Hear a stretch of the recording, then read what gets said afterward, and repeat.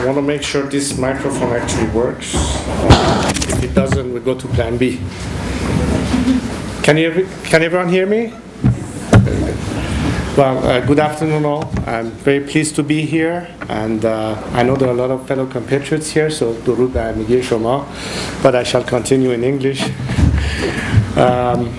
First and foremost, allow me to thank you, sir, as well as this university for hosting this event and inviting me here. And second, I hope that none of you will blame me for the bad weather. I was not responsible in bringing it, because frankly, we are tired of having a dark cloud hanging over our heads, aren't we? And hopefully the future will be brighter than what we are facing right now. There are so many subjects one could talk about, and I know you have a lot of questions, so I thought that I would at least talk about some of the most imminent and obvious things that we should all keep in mind.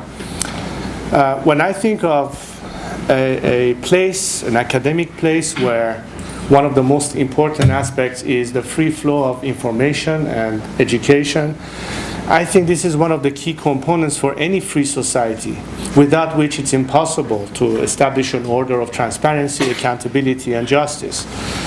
And again, sadly, this is one of the things that Iran is today faced with: the absence of free debate or information or gathering or organizing yourselves, from a simple labor union all the way to having free elections. Throughout the course of the last 3 decades, and of course, probably by now, the 4th generation of fellow Iranians in their teens, if we count back the last 36 or so years, I've noticed a dramatic change in our society despite all the limitations and hardship that they had to endure. I know a lot of you know it because we follow each other so much more these days, where internet and Facebook and Twitter and everything else exists, as opposed to where I started 35 years ago, which you couldn't even have a fax machine. We had to use a telex machine to send messages. Our world has changed, and communication has made us more aware of what is happening, not just the most obvious that we care about, but the world at large. And that's important because without such communication, it will be very difficult to measure, to some extent, and understand better the direction of thought, or the direction where people start thinking, regardless of how much scrutiny or how much censorship or how much limitation may exist. It's a very different world than it was 40 years ago. Information is ultimately available and ultimately reachable.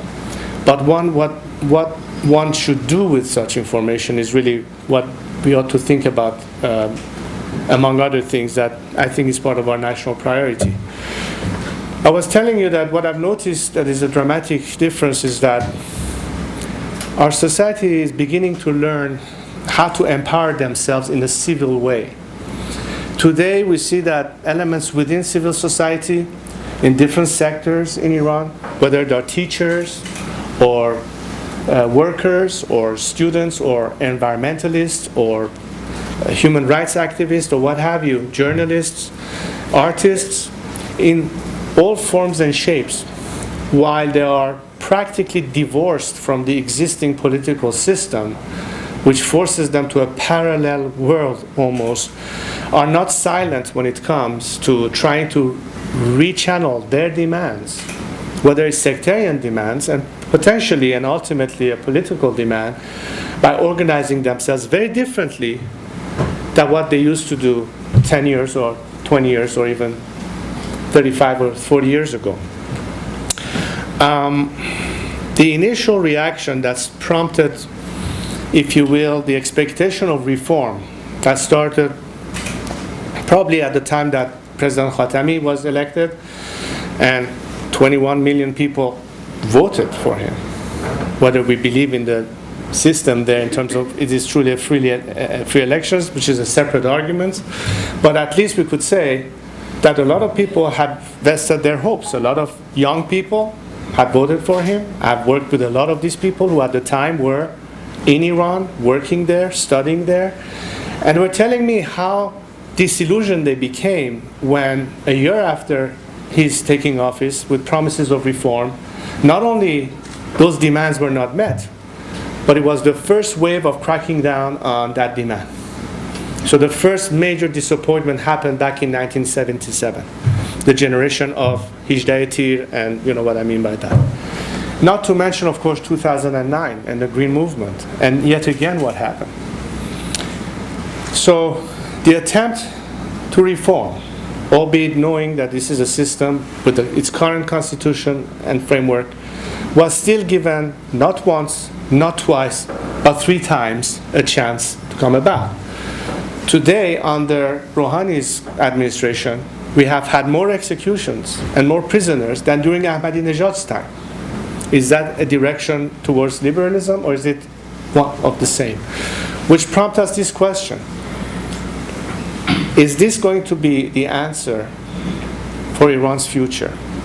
Is this going to be the answer for our environmental problems, our social justice issues, hunger, poverty, education, retirement, all sorts of issues, even medical issues, that are not addressed because most of our country's resources, if it's not by now eaten up by the corrupt elements of this ruling mafia that controls just about every aspect of Iranian society, and the rest of it given to the Syrian regime or God knows what other cause that has nothing to do with our national interest, can this go on?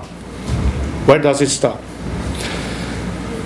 Another subject that is possibly on everybody's mind, because it is what we have been witnessing at least the past year or so, was this whole issue of the Iranian nuclear agenda, or if you will, the whole set of world preoccupation with where is this going with.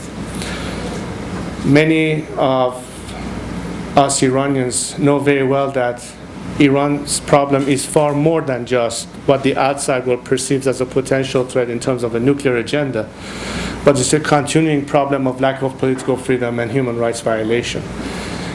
And sometimes we find it surprising that world leaders and governments are shying away from including the expectation of change, not just on not being belligerent to the outside world, but also to put more pressure for that expectation of reform. And time and again we have seen that on that issue there has been more silence than a vocal position. I'm not here to say that we should blame the outside world. We should first and foremost, as citizens of that nation, care about ourselves and not pinning our hopes on anybody else. Although we say to the world, you can make our life much easier by helping us rather than ignoring us. Why? Because if the current status quo continues, sooner or later we'll be faced by yet again another confrontation. The current agreement simply delays the problem. It doesn't make it dissipate. However, when this deal was proposed, unlike many people who claim it to be a bad one, I actually supported it conditionally. Why? Because I believe that at least it eliminates the immediate danger of military conflict, which is a lose-lose proposition, which is not in the interest of Iranian people, nor is it in the interest of the world. It can only benefit and embolden the regime. Number 2, people are asking, what's going to happen with all those funds that are going to be released? Isn't the regime going to have more money to spend on more terrorism? Of course they do, but you know what's the big difference? This regime cannot hide behind sanctions as an excuse for a dismal economic situation. The Castro regime did that for half a century, blaming economic problems for the embargo. Whereas today, if you ask the teachers, if you ask people, they say, okay, what's your excuse now? When are you going to start taking care of our problems? And in that way, I think it's another element that will help that process of empowerment.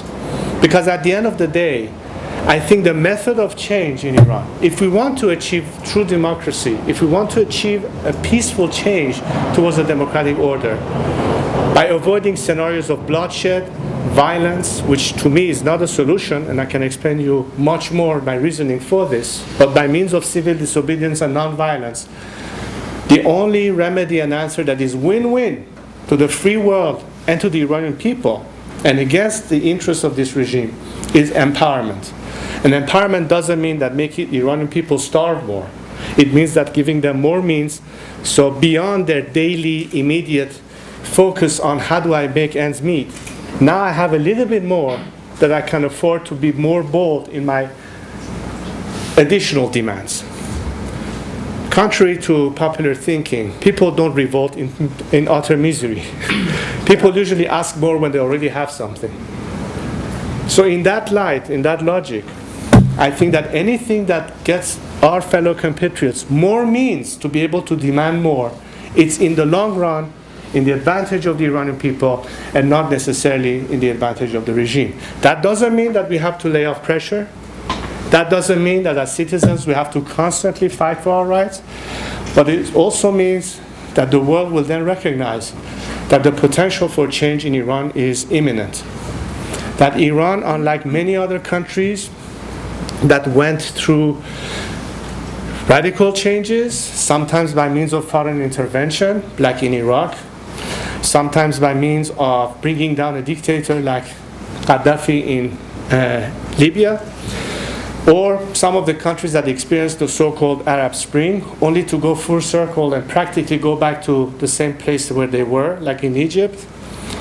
I don't think you can truly compare Iran to any of these nations. Why? Because Iran has had a long history of a polity and a civil society, much more than many countries in our neighborhood, perhaps with the exception of Turkey, one could say to some extent. But in that sense, Iran has had a whole host of experiences, sometimes good, sometimes bad. But for the past century, we have had a rich history of political upheavals, political changes, political reforms, political crises. If you add all of that up together, I can say, as the saying goes, we were not born yesterday. However, what's our vision? And that's really what I want everyone to start focusing on. We are a society, sometimes I joke when I get frustrated, that we always چی میگن؟ زنده کش و مرده پرست هستیم. Which in English means we kill the living and we worship the dead. We cannot always look back. Yes, it's good to follow history and learn from it, of course. But without a vision, without a sense of what do we want to do, what have we learned, how can we build that into our collective learning curve and process, so that whatever we engineer for the future keeps in mind the problematic areas. What do we learn from that experience? How do we build in safeguards within the Constitution, within the structure of governance, all the watchdogs well beyond the structure of government that keeps society equipped with means to have recourse, whether it's in the justice system, free media, association, and what have you. All of this are the instruments that could make democratization possible. It's not just one aspect, but so many aspects. But most important of it all is a sense of civic responsibility. And I would like to close on this simple principle that is absolutely fundamental. You know what's my greatest fear about my country's future, our country's future? It's probably whether or not our country can remain intact if this status quo continues. There's been so much discrimination of various forms because people's ethnicities or religions that they could not possibly continue and accept to live in this same country we called Iran. We need to wake up and realize that unless we incentivize every single Iranian citizen, irrespective of their political ideology, religious belief, or ethnicity, to be absolutely equal citizens, men or women, young or old, Muslim or Jewish or Zoroastrian or atheist or straight or not straight, doesn't matter. Under the law, we have to bring in, not just on paper, not just because the Constitution says so, but in our heads and in our heart, that sense of commitment. So everyone's right is protected. Doesn't matter how much oil we have to sell in the future or how much gas reserves we have, we will still not achieve this dream of absolute freedom. But I believe that Iran is one of the few countries in that region that has the absolute potential to become that. Before the revolution, and if you look at the statistics and the way the country was going, most experts would tell you that we should have been by now, at the very least, a Taiwan or a South Korea, perhaps even a Japan, instead of become North Korea. But it's not just enough to have the proper economic program. I think one of the reasons Iran was faced with a political crisis in the late 70s is because there was a disparity between economic development and political liberalization. There were not enough instances or focus on humanities or teaching every aspect of how do we equip ourselves as a society that sooner or later, as a result of education and modernization, will have more demands. And if you don't allow them that kind of participation that is obvious, what do you think people are going to go? True, it was the Cold War. Yes, we had elements that were tied to some foreign countries that had some interest that was not necessarily homegrown. What's the difference between some Marxists that are affiliated with Moscow as opposed to socialists who simply want to have a voice of opinion inside? How do you differentiate between the two? How do you give them a platform? Why didn't we have the proper instruments of participation that people can channel their thoughts and become more contributing to the political system? Lesson learned from yesterday. So what do we do now? And let me give you a last example which is very interesting to me. And as you can imagine, all these years I've had so many discussions with Iranians from all points of view. And what I find very interesting, and I want you to really think about this because I think this is something that we need to focus on if we want to expedite the process of democratization in our country. For years and years, I see among Iranians the debate over the form of the regime that Iran could have in the future, as opposed to its content first. A lot of people believe in a system where ultimately it could be a parliamentary monarchy. A lot of people believe, no, it ought to be a republican system, which is perfectly fine as far as I'm concerned. I have no problem with one or the other, as long as the content is correct. But you know what's intriguing? When I talk to a monarchist or a republican who happen to have the same political viewpoint, if they had to have a political agenda as a political party platform, there are some who are perhaps liberal Democrats, as opposed to others that may be social Democrats. And oddly enough, they continue bickering over their difference of opinion as to which system they believe more, as opposed to work together on the same common platform that represents their socio-political agenda. Imagine that we succeed in getting rid of this regime. Imagine we go through the whole process where a constituent assembly will come and draft a new constitution. There will be debate over the content, the law, the form, and yes, at the end of the day, Iranian people will be able to vote in a national referendum and ultimately ratify the proposed constitution and define the final form that the regime will take, and then we will have ultimately the first election of our first democratic secular majlis as well as the first government that is chosen. And yes, this debate over which form it takes will finally be over. And my question then to you all is, what are you going to do the next day? Which political party is going to be present in the scene so we can conduct a debate, an election to form the next government? Have we thought about that? Or better yet, should we wait until then? Why not think of it now? Yes, this regime is cracking on our heads. Yes, it may not give us voice now, but it doesn't keep us from thinking of what we could have once we're ready to take that opportunity. We need to think of it now, not 10 years from now, or 5 years from now, or 20 years from now, whatever amount of time it may take. Now, why? Because the minute you can actually use your voice in a true, free atmosphere of free elections, you're given the opportunity but not the means. What's the point if you had the opportunity but still not have the means? So we need to equip ourselves as of now. And my challenge has been throughout these years not only to talk about the direction which the country could be taken, and the methodology or the mechanism will change, but to also make all of us think, once we have it, what are we going to do with it? Let's not fall back in the situation,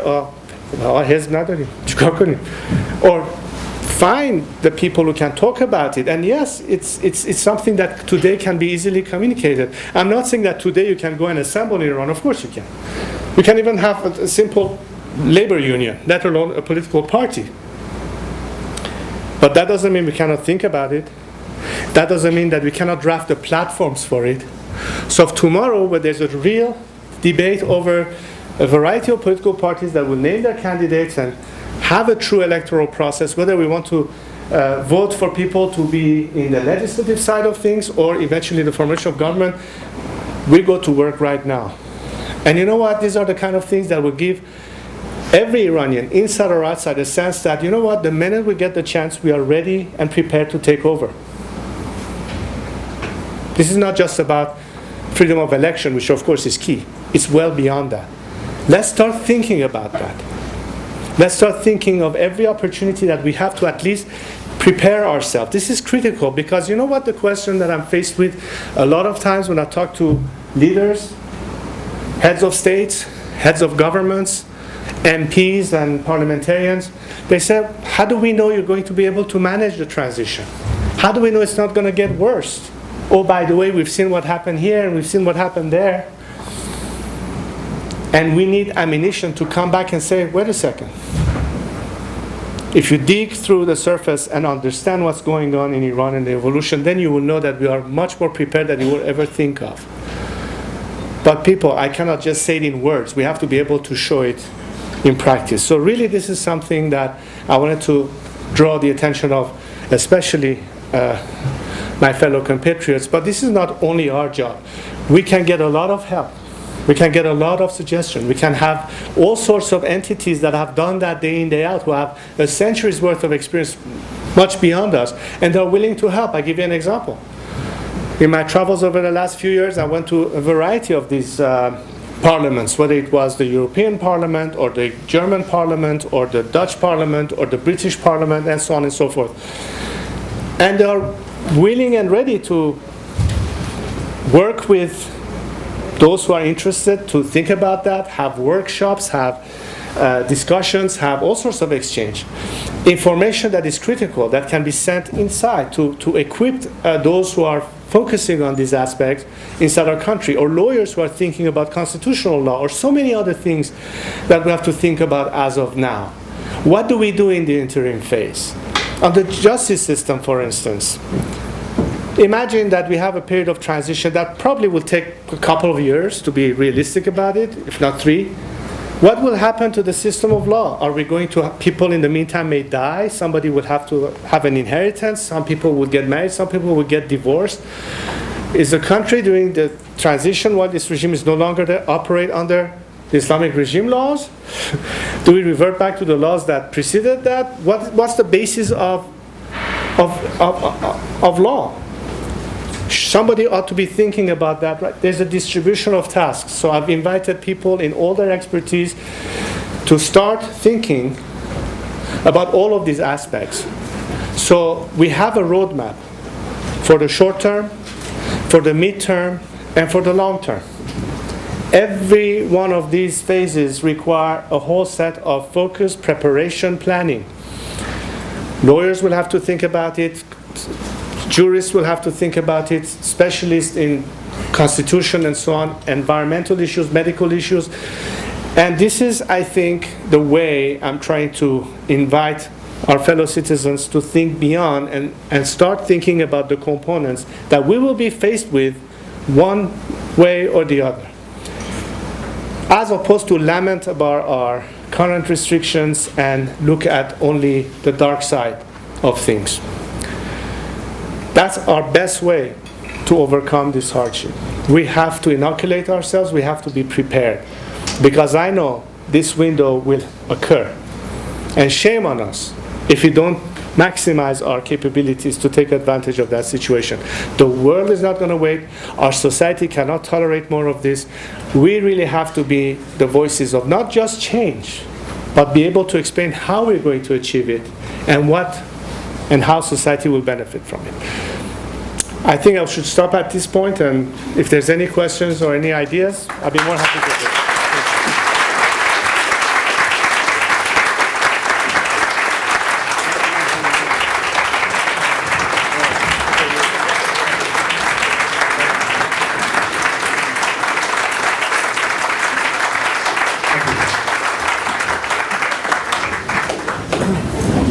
Before we take questions, I want to make an observation as a historian, which I am. A man who can go through tragedy and still remain an optimist and look to the future is a man of great character.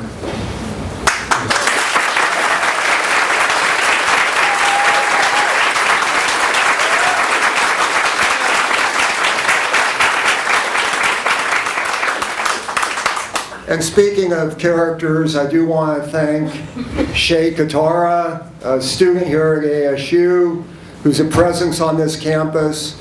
He organized this, and we want to thank you very much. It's been a pleasure having you as a student and as a friend. Shay.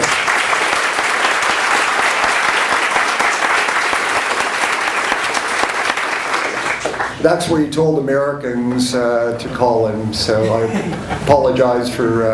and also, I don't see her, but I do want to thank our able manager for the Center of Political Thought and Leadership, Roxanne Barrick. So she's not here, but we'll thank her in our minds. Let's take some... Are you here? No. No, I said in absentia. I said in absentia. Oh, in absentia. Okay, yeah, thank you. Thank you for the vocabulary. Let's take some questions, and Shay will pass. Just raise your hand, and you can pass the microphone to them. There was a woman out here, over here.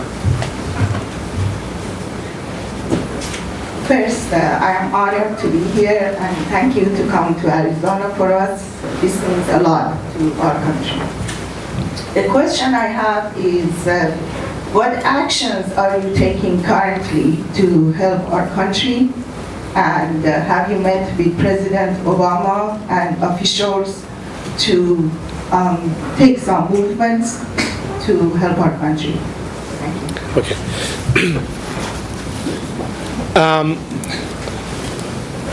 Sorry, I think something happened to... No, can I use the other mic? Because this just... The microphone's not working. Probably... Sorry. Ever since 2009, one of the first things that I believed would have been tragic if it was not immediately addressed was to keep that flame and that momentum alive. We all knew that sooner or later people won't be able to sustain days-long protests on the streets, that it will be cracked down upon, and they were. But that this movement is going to gravitate more to an underground resistance. Nothing new in terms of in the annals of history, but how do we regroup about that? And when I saw the protests in Tehran, when I saw the way NEDA was shut down, when I saw so many people going to the streets, and in my view it was well beyond just protesting the result of an election. It was something much deeper than that. A vehicle, a mechanism to continue voicing their aspiration needed to be created. And if not initially inside, the most obvious answer was, let's give them a new platform, another means of maintaining this momentum alive outside. So I came up with the initiative of creating the Iran National Council with an agenda of advocating free elections. And why do I say free elections? Because I think the only way that any system can claim true legitimacy, and the only way that you can measure what society really wants, is through the ballot box. And until you do not provide people with an environment where you can conduct free elections, we will never have the answer to that question. That became the main mantra and focus of what this council is all about. But it's not only about that, it's also with a set of values. And when I talk about values, we are in fact faced with a world where I think the real conflict that we see today is in fact, in my view, a conflict of values. It's not a conflict of civilizations that sometimes you hear in the West. It's not a conflict of religion to say, let's say Islam is in conflict with Christianity or Judaism. I think it's a question of values.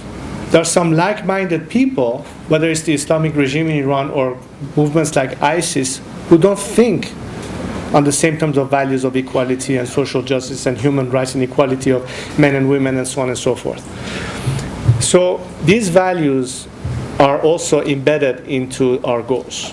And this council has formed a number of various committees that are each responsible for various aspects of the challenge that we face. There's, for instance, a committee that is focused solely on matters that are internal to Iran. Everything that has to do with civil society, social movements, organizational aspects, coordination with various groups, like supporting them when there is a strike, or trying to bring more of their voice to the international community, which goes then to our international committee for international relations. We have a committee that deals strictly with issues, among which is the environment, social matters, etc. The whole point is to try to bring as much material and content support to all the movements inside. This is not just about sloganism. It's about structuring, organizing. And it has grown a lot since we started it about 2.5 years ago now. And we're getting more and more people filing in from inside the country, interestingly enough. And we have been able to successfully support many of the recent campaigns. The most important one recently was the movement by teachers that were having their protests, and we tried to help them as much as we could. This all goes towards how can we better prepare the dynamics of social disobedience and civil society organizing themselves in a campaign of defiance or whatever they need to do, which is the methodology by which I think ultimately we'll get a step closer to where we need to be. So that's one of the aspects of things that I've been focusing more in the last 3 or 4 years in particular.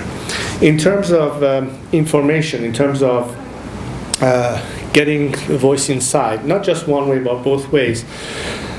I also recently, when I say recently, it's been about almost 9 months now, created a media that I associated myself with directly, because a lot of my compatriots were constantly asking the questions. We want to make sure that this is really your voice, because there have been a lot of other entities that have often used my name but not necessarily be representative of my actual opinion. And I wanted to make sure that at least through this media they'll know exactly that these are my thoughts, not just my thoughts, but the principles that I defend, to differentiate between those who pretend to be my supporters, but actually they believe in a different thing. I think that was necessary to bring transparency and clarity to that. So I created a media called Iran, which is a media that we have started by getting some airtime through Television Andishe, which is also giving us that 3-hour slot that we hope to increase once we have more means. And the third aspect of what I've been focused on mostly is how can we bring more attention at the international level in terms of the necessary lobbying that has to take place, particularly as it relates to the recent developments about the Iran nuclear negotiations and what have you. That beyond that, to demand that while this is a start, but it's not the end of the road. There has to be much more done. What's going to happen about freedom of political prisoner? What's going to happen to people that are incarcerated who are not even Iranian nationals? The case of this journalist that, I don't know, so those of you who might have followed, this journalist from the Washington Post who's been there now for over a year and is facing a 20-year jail sentence on the accusation of spying and things of that nature. So what is the world going to do about this? Before the world sends their delegation of business leaders to go and make a deal with the Iranian regime, do they realize what kind of climate reigns there? Is the country up to par on standards of business practice?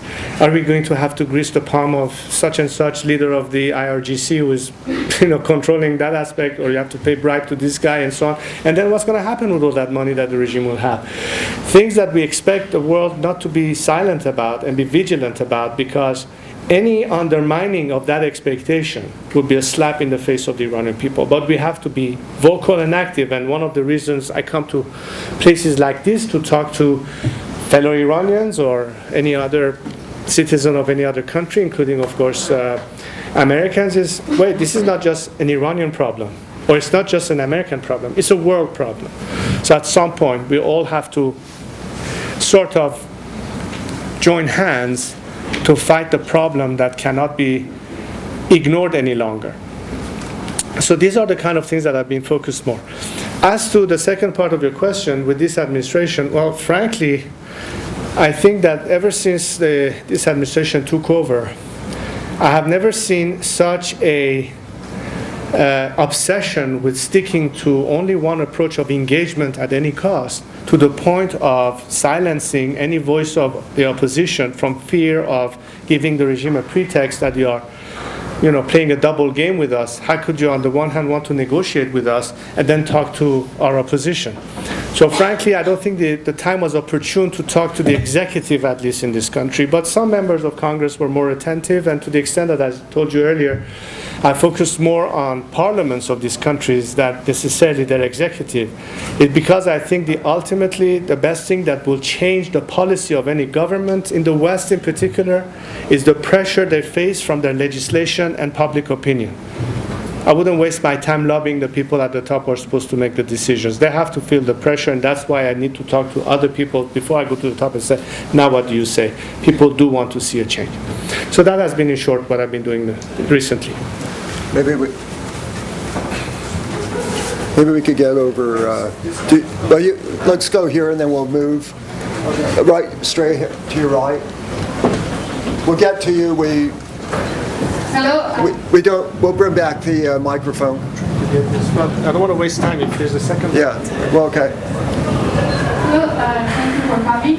My name is Reza Pahlavi. I'm a PhD student at ASU, School of Social Transformation. So I think that you may guess that change is very important for me in terms of my major. So I have two questions. The first one is that you were talking about this connection between political parties, different political parties, that they don't come and sit together and just to write the agenda or to come together to an agenda for change in Iran. So my question is that how do you think that your party or the group that you are supporting, they have this capacity to have involved, for instance, reformist groups or other religious groups that you are right now outside of Iran are active? Do you think that you can sit with them and talk to them about any kind of strategy for change?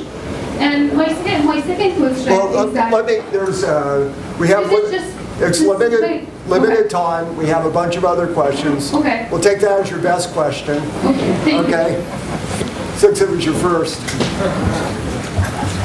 Well, we're talking about two things here. One are the existing organizations that are active both inside and outside of Iran, that are more focused on the political aspect of things. And of course, there's been a dialogue over all these years. What I was specifically referring to when I mentioned towards our future, what we need to think as of now, is what kind of a structure will exist that we can think of already outside of the structure of governance. I'm not talking about the obvious, which is a system where you have a legislature and you have the executive and you have the judiciary and you have this and you have the constitution and so on. I'm talking about how people will be able to be represented and the formation of political parties that are practically non-existent at this point. And I was saying that we need to think of it as of now, the formation of these parties, but in a true sense of having a socio-political agenda, which has nothing to do with the form of regime.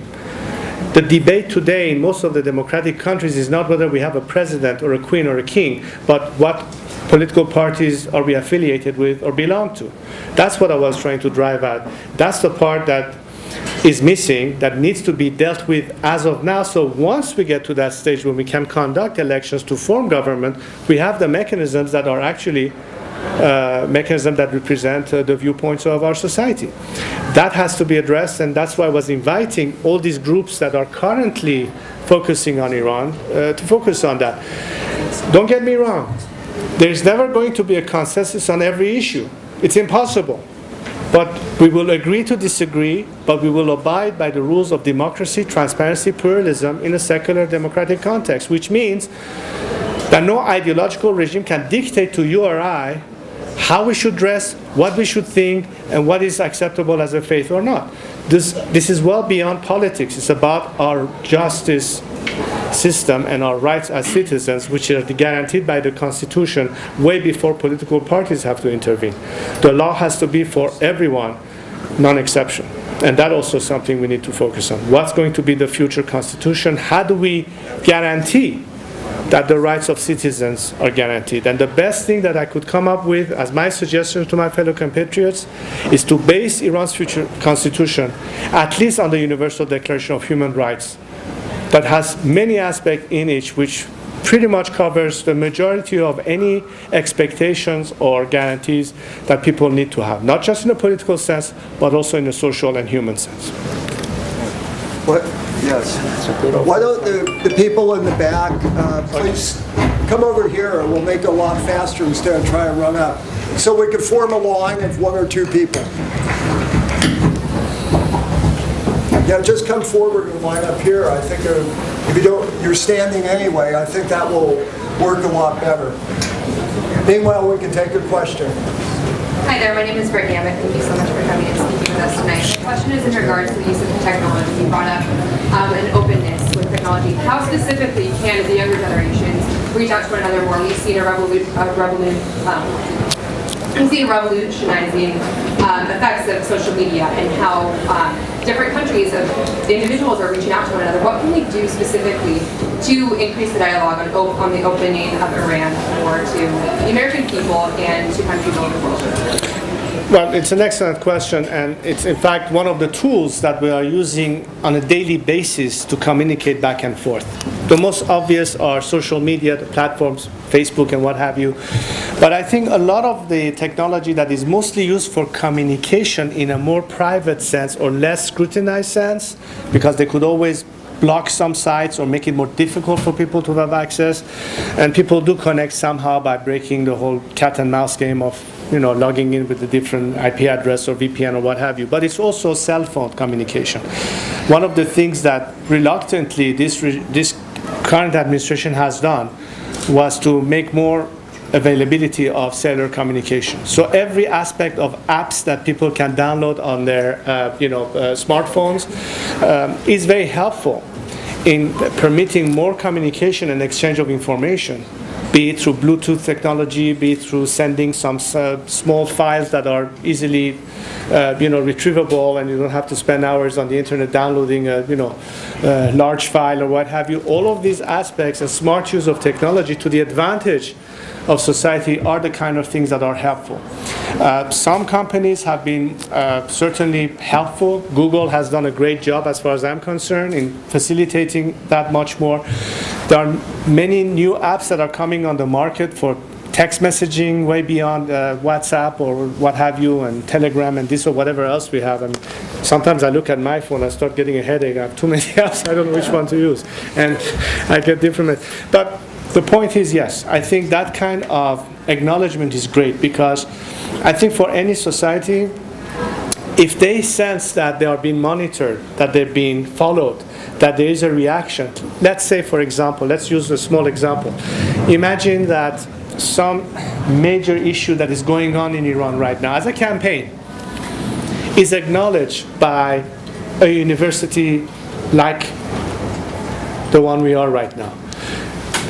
When the students there or the teachers there are protesting, and organize a rally by professors at this university or others to lend their voice and say, we want to announce our solidarity as teachers in these schools for your peeves, for your problems, and for your rights, and we stand with you on this day, and plaster it on any social page that you could think of, and believe me, it's going to be heard inside Iran. And then people say, we're not alone. People know and hear. And honestly, I think that's the best and quickest way to give them hope, to give them a sense that they're not abandoned or ignored. And guess what? When a lot of this happens, then people in Washington and the decision maker will begin to hear it even more and say, hey, we can't brush this under the rug anymore.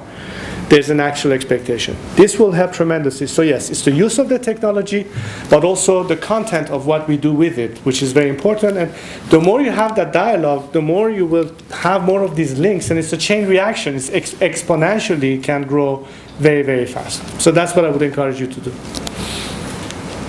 Over, right next to you. Hi, Majesty. I'm here to ask some questions. One of the questions that I'm going to ask you is that how are you going to try your rule and your dimension, and how are you going to balance your rule for non-Muslim people? Because Iran now, all people going out from Iran because of atheism or Christianity. So I am one of those. I become Christian and I had horrible situation. But tell me about what you do to change the mind of Iranian people to be everyone have right to choose their religion. Thank you. Well, as I said, if we guarantee the rights of every Iranian citizen in the future, first and foremost is the law of the land that has to have the built-in safeguards and guarantees. If you have a secular constitution that says, by definition, that no ideology, whether religious or political, can be governing this country, because it's the beginning of automatic discrimination and segregation. It's built in. But when you say there's a guarantee for every citizen, as indicated in the Universal Declaration of Human Rights, that regardless of their political affiliation, sexual orientation, religious beliefs, political belief, or ethnicity, they are absolutely equal, that freedom of religion has to be guaranteed, that there's not going to be any official religion, and I don't care the percentages, that every single individual in that country has to be guaranteed his or her rights to have a faith or an opinion of any form, so long as they don't abuse their liberty to trespass on somebody else's liberty. That to me is the guarantee for that equality that we so much deserve as a society. But, as I said before, tolerance is not guaranteed on paper.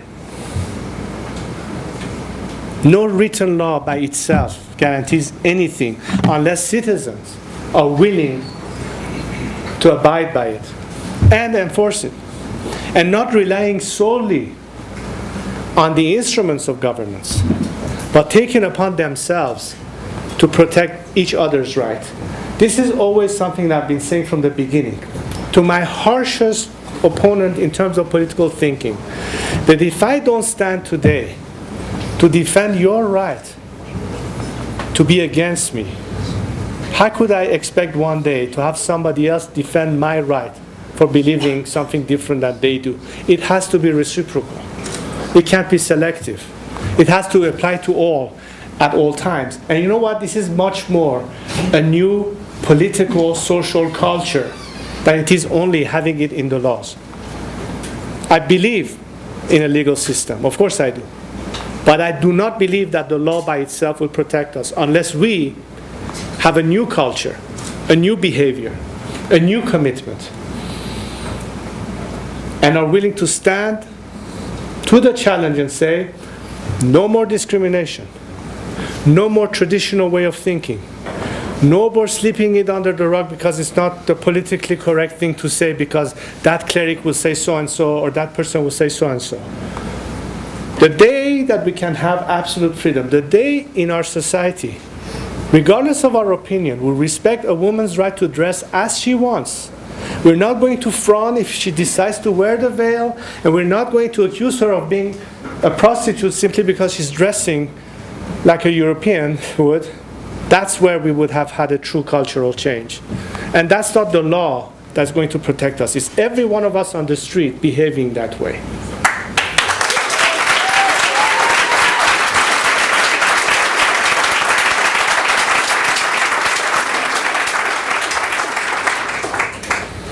over here. And then in the back. We have about 10 more minutes. There's another, His Majesty has another engagement, so we'll keep the questions short. Maybe two. Go ahead, please. Your Majesty, once again, it's an honor to have you here. Thank you. My name is Alex Medina. I study policy and sustainable systems here at Arizona State. You mentioned twice the environment is something we need to focus on. With a democratic Iran, what is your vision for Iran participating in trying to improve the environment and such? You know, I've long been a proponent of thinking in terms of renewable energies. I think Iran is a country that lends itself perfectly to solar energy or other forms. I think we need to grow it for two different reasons. We cannot be an oil-based economy anymore. It has to be a totally different system. Yes, we have some reserves that may help us build back the depleted national reserves that we could have, which I would much rather allocate to pensions and retirement and other things, as opposed to, you know, give people coupons and sort of artificially maintain that. No, we have to create a true economic system when, by means of investment, by means of private sector, we can really bring these potentials into, and then focus on how we're going to transition from today's energies to better, more environmentally friendly energies. And that will have a tremendous impact on how the situation can evolve. In fact, speaking of the nuclear issue, I must open a small parenthesis and tell you that the reason why Iran started looking at nuclear energy started probably in the mid-60s. My father always said that oil is too noble a commodity to be only burnt as a fossil fuel. There are many derivatives, petrochemicals, what have you. We ought to explore and see what other means can we have than just burn oil in order to create more energy. Back then, gas turbines were not very efficient and quite expensive to run. We looked at that. It was not cost effective. Solar technology was in its infancy, nothing to do with what it is now. So the next best thing was to explore nuclear energy, which is what we did, which is where Iran signed the Non-Proliferation Treaty. We're 10% shareholders in a consortium called Eurodif, which was supposed to provide Iran with the nuclear fuel for the two first reactors that were supposed to be online in Bushehr as of 1982. That never saw the light of day. So we are back in a situation where we are still not there. The vision of the future, and I consider myself truly an environmentalist in more than one way. Not just to be, sort of eco-friendly in form of what we can do, but also because it's becoming a real issue in Iran. Today, one of the biggest source of concern is water depletion, water management. By the way, not just in Iran. I think this is going to be a world problem pretty soon. The next wars is not going to be about oil anymore. It might be about water. What are we doing with that? It's not just Iran, but what role can Iran play in that equation regionally? It affects us as a nation. It will affect the region. We need to think about all these things. So planning is very important. Inside Iran, as we speak, there are people who have done that. The problem is that this regime doesn't give a damn. And they don't implement any of these recommendations that many specialists have worked on. Not just on water issues, erosion issues, or what have you, but also thinking in terms of what could be the best way for our country to go past this phase into the future. I'm a huge proponent of solar energy, and I think we can bypass the whole nuclear issue, which, by the way, I've always considered controversial, even for civilian use, because Iran doesn't lend itself. We don't have enough water areas to give access to nuclear plants. Iran is a seismic country. An accident is waiting to happen. In an earthquake, we saw what happened in Japan, what was it, 2-3 years ago? We're not equipped for it. And with what technology? Chernobyl technology? All of these issues are critical. Now, some people will say we invested far too much into the entire nuclear industry to simply call it a loss and move on.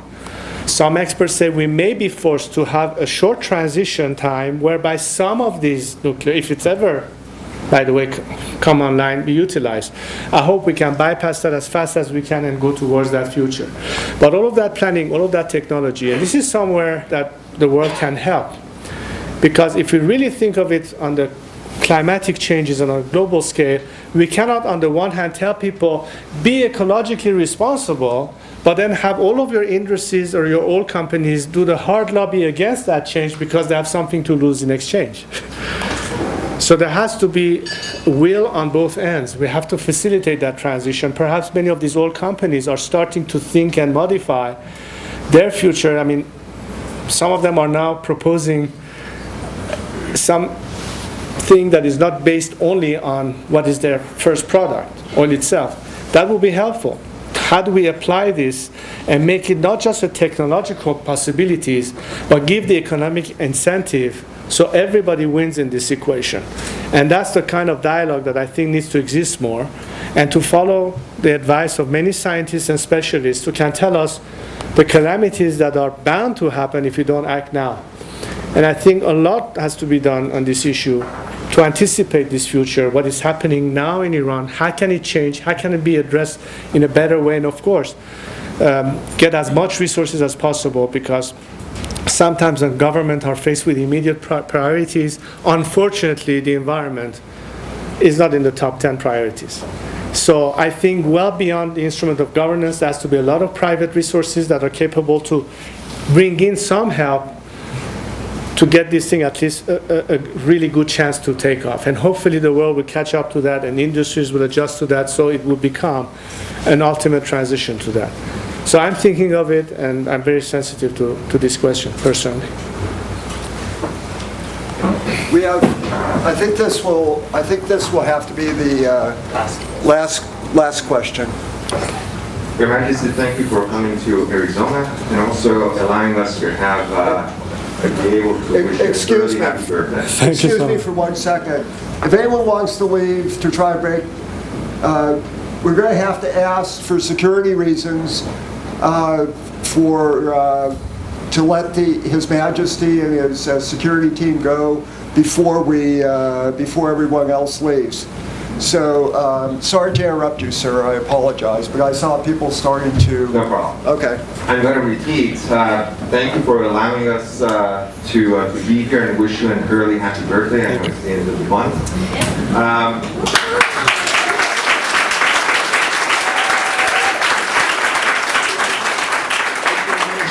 We see the problem, several problems that we have to solve. Iran and the Iranian regime is one. The foreign governments are another. But also the unity between Iranian groups, I think, is one of the most important ones. The regime that took over our country, they gambled on that. They lied about it, and they got in because of their united front. How are you dealing with uniting different groups, and are you successful in that?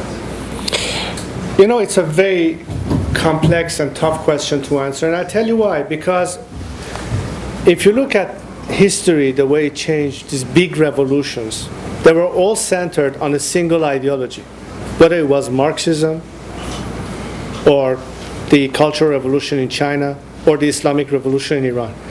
Having one single ideology and getting people behind it is not that difficult. But asking people to establish a pluralistic future with a divergence of opinion is a very difficult task, so long as we don't know how to prioritize. So it's not a question of being fearful of differences of opinion. After all, we have to have room for everyone, regardless of what opinion they hold, to be guaranteed to have that voice. Isn't it right? Our problem is not divergence. Our problem is prioritization. I would love to have a society where we have constant debate every single day, not only in parliament, but in classrooms, even in our household. That's the nature of open and democratic societies.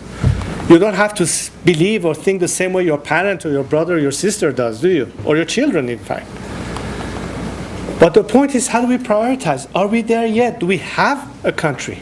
Do we have the basic freedoms that then we can utilize to argue against each other. What's the first priority?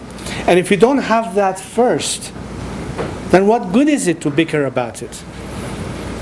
So we have to establish a system that addresses, if I don't say 100%, but the majority of the people who line up in that view. And if you think of it in terms of secular democracy, I think the majority of the people want that. I think that this experience with a theocracy was perhaps a blessing in disguise, as much as you might be shocked to hear this from me. But I tell you what, 1400 years of dealing with the taboo subject of religion has now evaporated. Maybe we needed that. Maybe we needed a reality check. Maybe we needed a wake-up call. I want to learn from this. The professor said, how come you can still be an optimist? I said, well, that's a choice of prioritizing, of not lamenting about what happened, but what's going to happen. There's nothing any of us can do about what has happened already. But we can do something about what may happen for us in the future. The question is, what do we do with it? Do we continue on fighting over our personal issues, or do we agree to park that and store that for a while and say, listen, how can we all benefit collectively from an avenue that will get us to a point that we can then exercise our rights to differ in opinion? And to me, the priority is to establish a system that guarantees freedom of elections. Why? Because it's the only way that we will be able to measure the opinion of our society and what society decides on how it chooses to govern itself. That's the most obvious question and the most obvious priority. So all I'm asking you is prioritize. Don't worry about where you differ in opinion. Keep that as your right to differ. But right now, we need to be united on what will affect us all positively. If you think of it that way, we will get there much sooner, and then we can have all the freedoms to decide how we're going to fight over how our society has to be governed. So let's go towards the direction of establishing the rule of law, establishing a system of justice, establishing a constitution that guarantees our citizens all the rights that they deserve. And then I think we will see in reality how they will evolve. And at the end, I wanted to tell you one thing, because sometimes I'm faced with that question. I volunteered this question. A lot of people have asked me, do you think that Iran is ready for change? Do you think that societies in the Middle East are even capable of understanding democratic order? Don't you think that maybe sometimes an authoritarian system is the better answer to keep law and order where there are failed state and nothing works? And my answer to that question has always been, you know what? How can we know the answer until we give the people an opportunity to prove us wrong? I think that in the entire history of our country, I can safely say that in that sense, Iranians have never been given a true opportunity to test their capability, to prove whether or not they're capable to cope with a democratic system. And it's very interesting because I know a lot of Iranians who are now citizens of other countries. They have become Canadians, Americans, French, German, you name it. They operate and evolve and work in those societies. They vote in those systems. Their children have learned the system. So how come you can be an extremely well democratically trained person in a foreign society, but when it comes to our own country, we become savages again? Something is not right with that picture.